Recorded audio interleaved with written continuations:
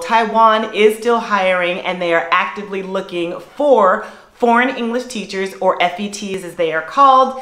And in today's video, I'm going to do my best to explain what that process looks like.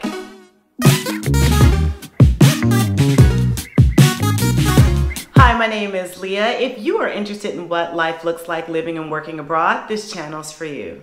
In today's video, I'm going to talk to the best of my ability about the hiring process for English teachers. I'm going to tell you step by step what that process looks like, what the challenges are that you may face, and things that you can do to be proactive so that when the borders do open, hopefully the process will be a little bit easier because you'll be aware of what it takes to get you into the country.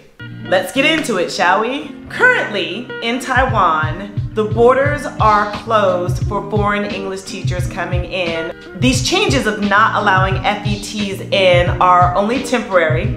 It's only until February 14th.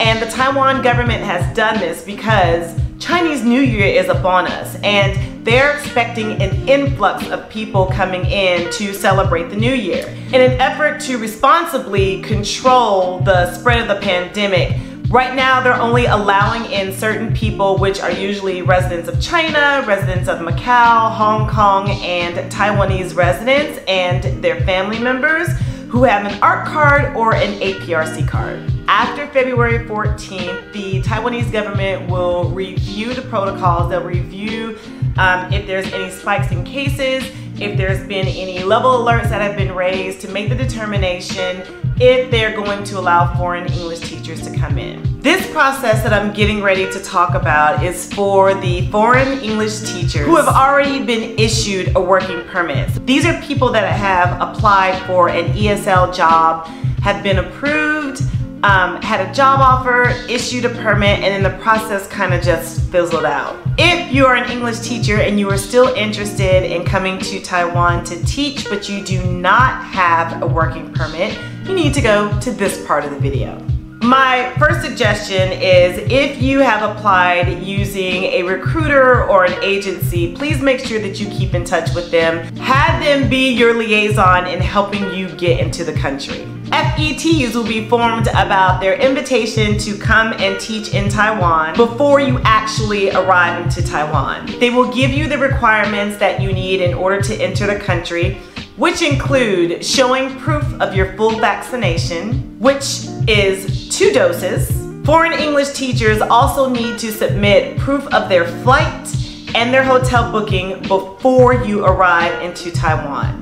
So after they receive your information, they are going to submit it to the Ministry of Education so that you can apply for a special entry permit. Once the Ministry of Education approves the application, they will notify your local TICO office, as well as the local government and the school that you'll be assigned to. TICO stands for Taipei Economic Cultural Office, and also Immigration. At this point, you're going to apply for an official visa at your local TICO office. Local government will officially inform the school to inform the foreign English teacher to bring your required documents to Immigration or the TICO office so that you can apply for your special entry visa. Here's where things get challenging. You are booking a flight, you are booking your hotel information, and you are submitting this with an expectation that you will arrive to Taiwan at X date.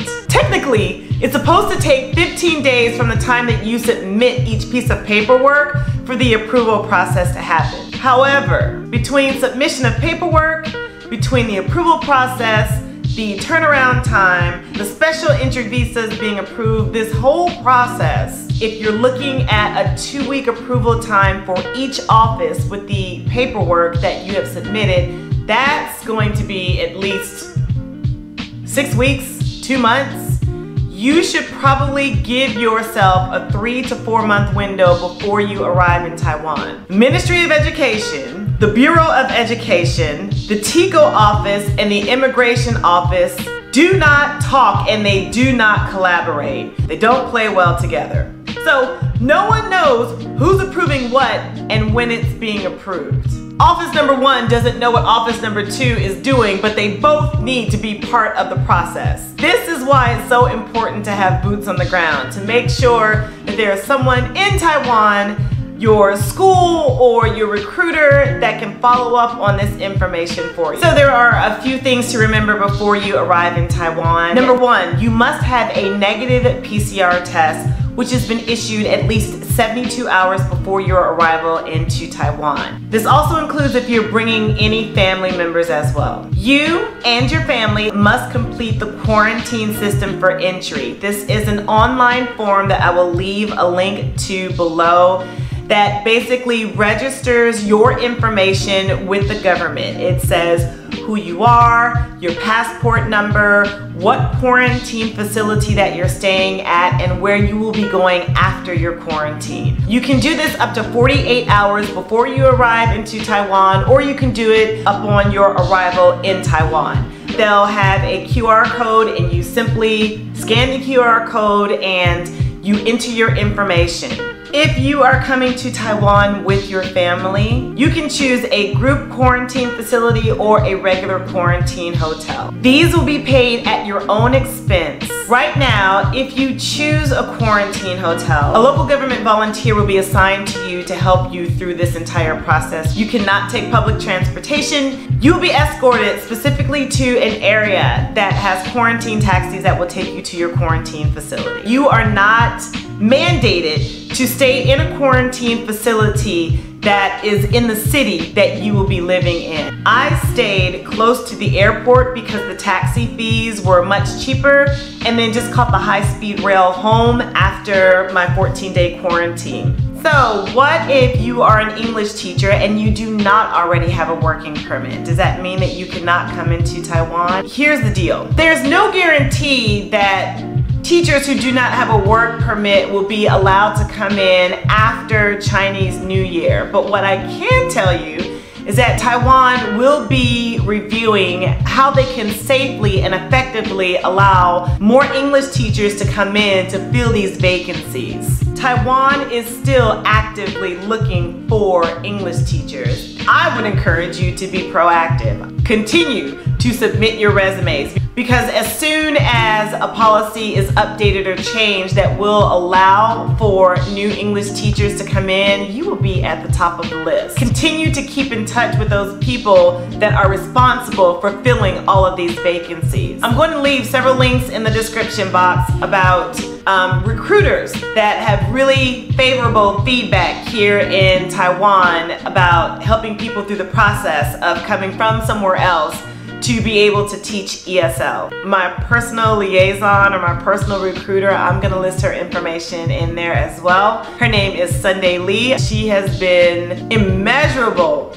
There is no value to everything that Sunday has done for us to get us up and running. And the great thing is, I hear that about other recruiters as well. If you want to create a resume that will stand out and get recruiters' attention amongst the thousands of people that are applying for ESL jobs, you need to check out this video.